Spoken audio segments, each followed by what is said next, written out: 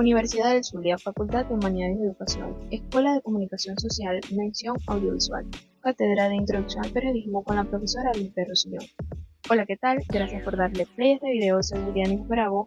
Junto a mi colega realizamos una investigación de una fotografía muy icónica y controversial. Saludos, soy Gabriela Silva y hoy hablaremos sobre una imagen que conmovió al mundo llamada la ejecución de Saigón en Vietnam, capturada por el fotógrafo en guerra Eddie Adams. Esta guerra dejó millones de muertos, pero esa ejecución capturada en una fracción de segundos se convirtió en un símbolo del conflicto y marcó el destino de sus protagonistas.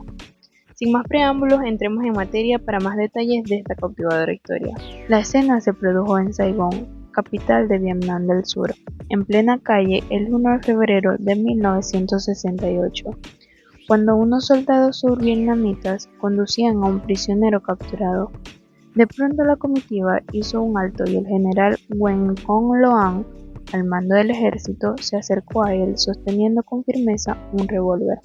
Apuntando directamente a la sien de su prisionero, un hombre con camisa a cuadros y pantalones cortos que tenía las manos atadas detrás de su espalda, apenas podía ocultar su expresión de tristeza y resignación, reflejando lo inevitable, su muerte. Sin mediar palabra, dicho general le disparó en la sien. Pero Eddie Adams, un fotógrafo de Associated Press, curtido fotoperiodista que cubrió hasta 13 guerras distintas en toda su carrera, que se encontraba en la ciudad presenciando el conflicto junto a un camarógrafo de la NBC, disparó primero y con su cámara inmortalizó el instante exacto antes del tiro. El ejecutado se llamaba Nguyen Van Lem alias Bailov, que había dirigido un escuadrón terrorista aprovechando una ofensiva norvietnamita. Se había adentrado en la ciudad con el objetivo de asesinar a altos mandos del ejército de Vietnam del Sur, entre ellos el general Loan. Aquel hombre había matado a un compañero del general,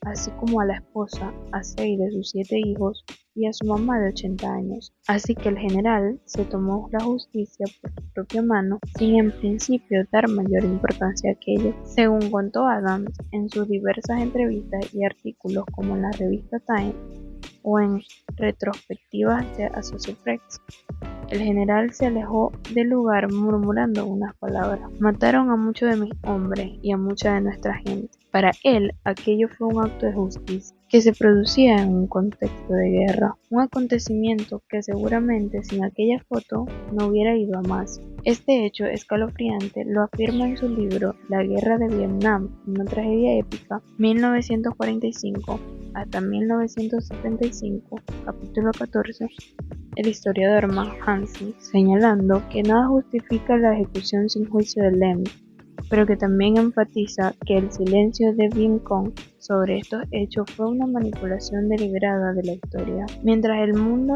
condenaba la ejecución de Lem por parte del general Loan, poco se habló de lo que se había hecho antes de caer prisionero y de las circunstancias de su captura. Pero la historia nunca fue clara, no aparecieron documentos oficiales que prueben las acusaciones.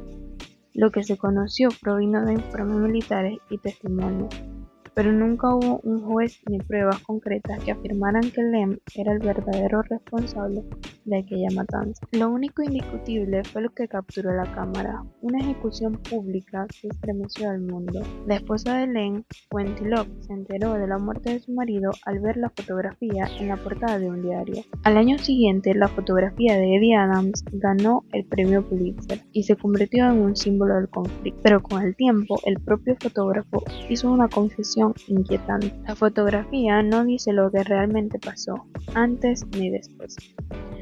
El impacto de la imagen destruyó la reputación del general Nguyen Non Loan. Antes de ese día era un líder respetado, considerado un bastión de resistencia contra el avance del comunismo. Pero tras la publicación de la imagen a los ojos del mundo, se convirtió en un villano. En 1969, Loan fue gravemente herido en combate. Una bala le destrozó la pierna derecha y tuvo que ser evacuado a los Estados Unidos para recibir tratamiento. Aunque intentó volver al frente, su herida lo dejó fuera de combate. En 1975, tras la caída de Saigón, buscó refugio en los Estados Unidos. Se instaló en Burke, Virginia, a unos 30 kilómetros de Washington, con su esposa y sus 5 hijos.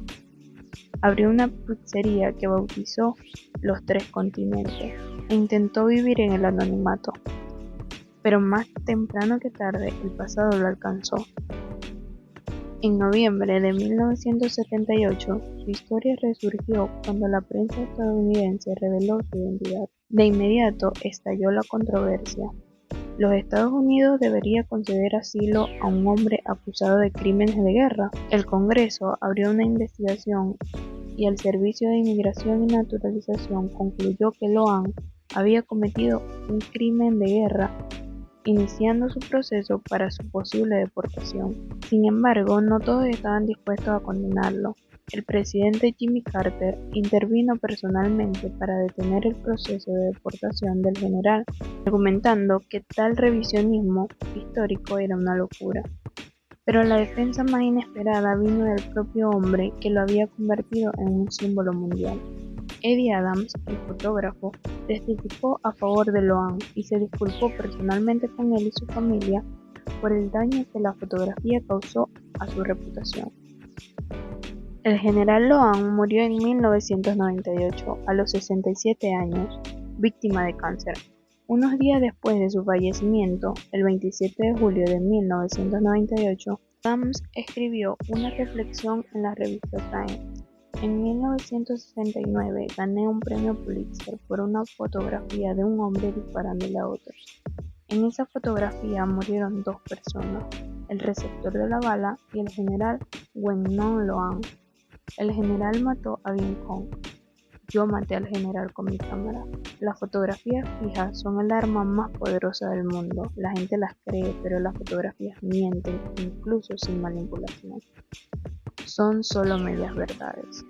El fotógrafo continuó. El general Loan era lo que se llamaría un verdadero guerrero. No digo que lo que hizo estuviera bien, pero hay que ponerse en su lugar. La fotografía tampoco dice que el general dedicó gran parte de su tiempo a intentar que se construyeran hospitales en Vietnam para las víctimas de la guerra. Esta fotografía realmente arruinó su vida. Nunca me culpó. Me dijo que si yo no hubiera tomado la fotografía, otra persona lo hubiera hecho. Pero me siento mal por él y su familia desde hace mucho tiempo. Me mantuve en contacto con él. La última vez que hablamos fue hace unos 6 meses, cuando estaba muy enfermo. Le envié flores cuando me enteré que había muerto y escribí: lo siento, tengo lágrimas en los ojos.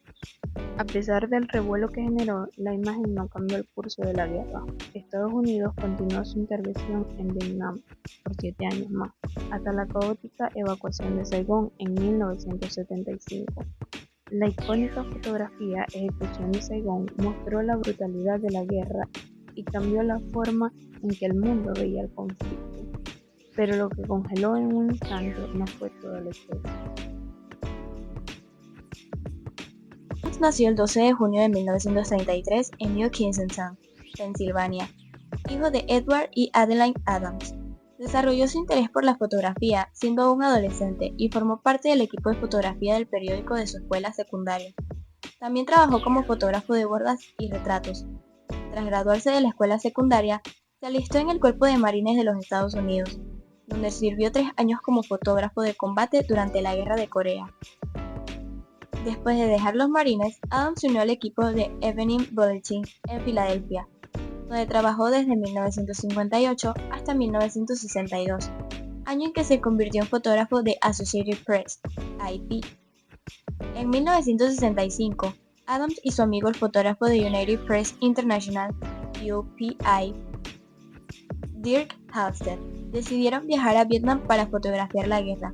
Según relata Halstead en el sitio web Journally, en medio de una borrachera se nos ocurrió la idea de ir a Vietnam. Recordó Halstead: planeamos que yo iría a UPI y les diría que Eddie había contado que lo destinaban a la guerra y él haría lo mismo en IP, usándome como cebo. Funcionó a la perfección. Un mes después, Eddie y yo estábamos en China Beach viendo cómo las primeras oleadas de marines estadounidenses desembarcaban. Adams permaneció en Vietnam durante un año, a menudo desempeñando también el trabajo de reportero.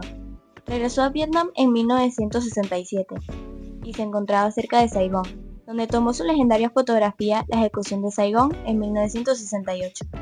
Adams nunca se sintió cómodo con la idea de que su trabajo hubiera influido en la opinión pública. Las fotografías, ya sabes, son verdades a medias.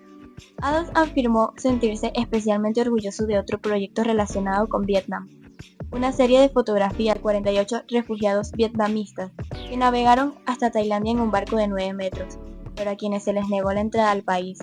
El Departamento de Estado presentó las fotografías al Congreso de los Estados Unidos y se les atribuye ampliamente haber influido en la decisión de Estados Unidos a escoger hasta 200 refugiados survietnamistas.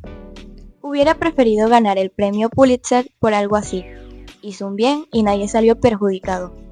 Adams también utilizó su trabajo con fines benéficos. Fotografió la portada de la revista Parade cada año de la edición especial de Teletón de Asociación de Distrofia Muscular Jerry Lewis.